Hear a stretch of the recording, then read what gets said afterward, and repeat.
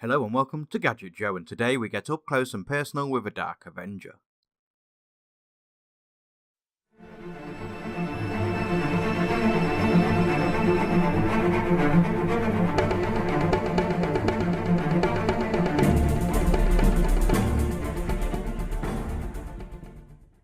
Okay, so let's clear things up right away. This isn't actually an Avengers themed chassis, however it is called the Dark Avenger, or the DA601 in short.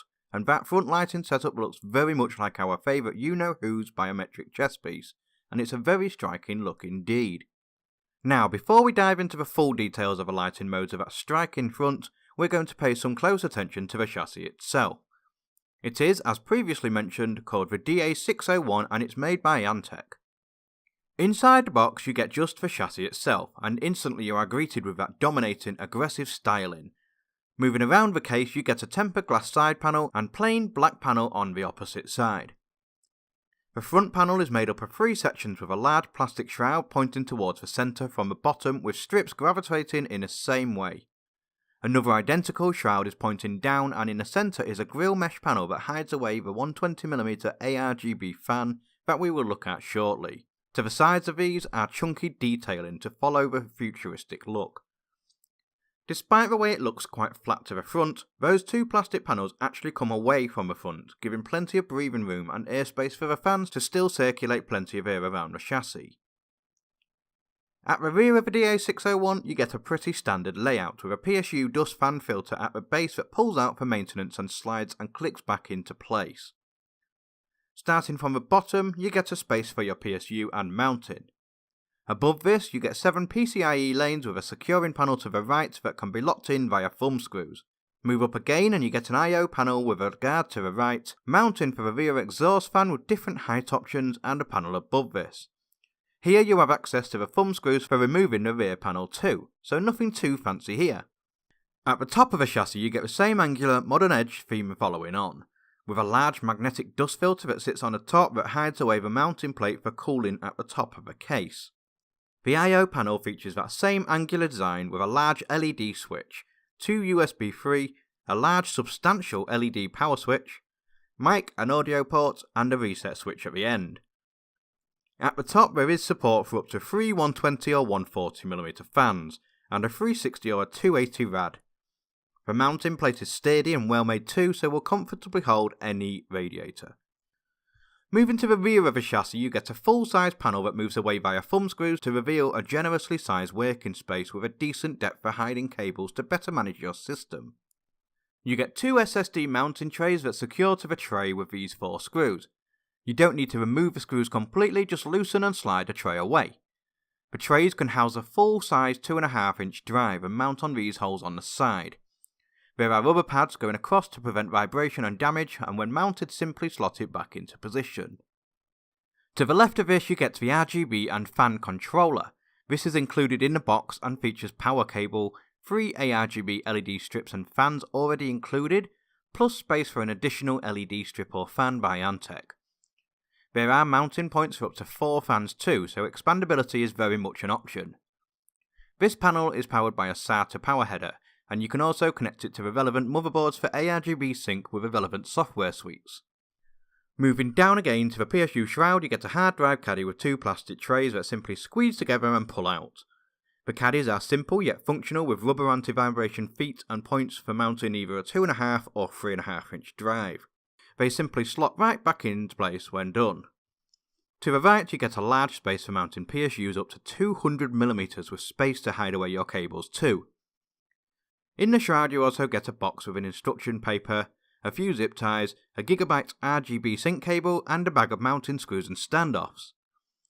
As for I/O connectivity, you get a USB 3 header, audio header, power reset headers and the Rgb controller SATA power header. Now we can turn our attention to the business end of the chassis and we are greeted with a full-size tempered glass panel. The panel is not tinted so you'd get full 100% opacity to see your build inside.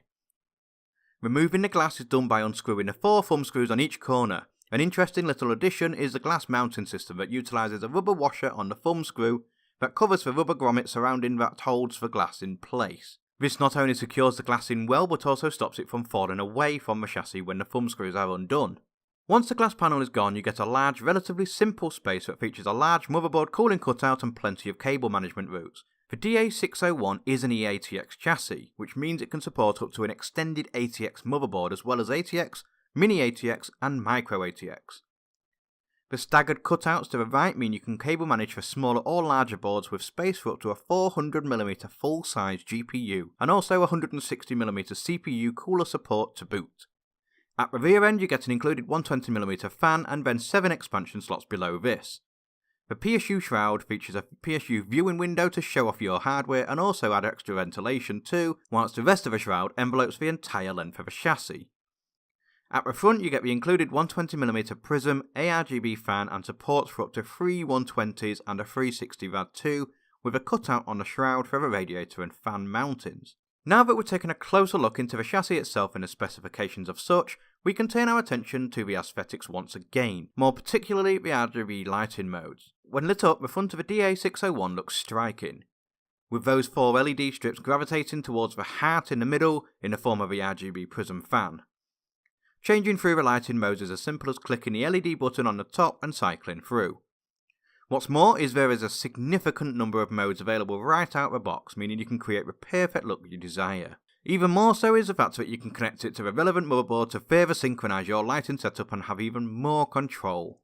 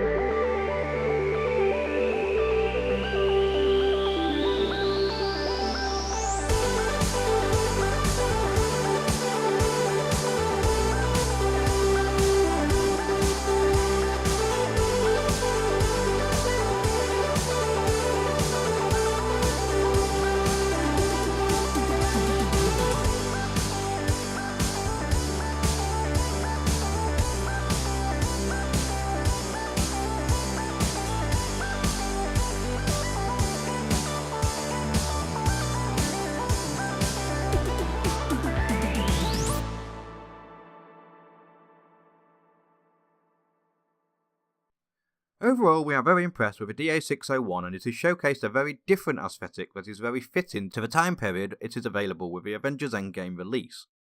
As mentioned before, it is not directly an Avengers chassis, but it really does carry the similarities that will be more than enough to attract an incredibly large audience that will want it for this alone. With plenty of storage and cooling solutions available, with lots of radiator mounting options too, mean it can be a very cool workhorse. Spacing for a large PSU, GPU and CPU cooler mean it is very accommodating too.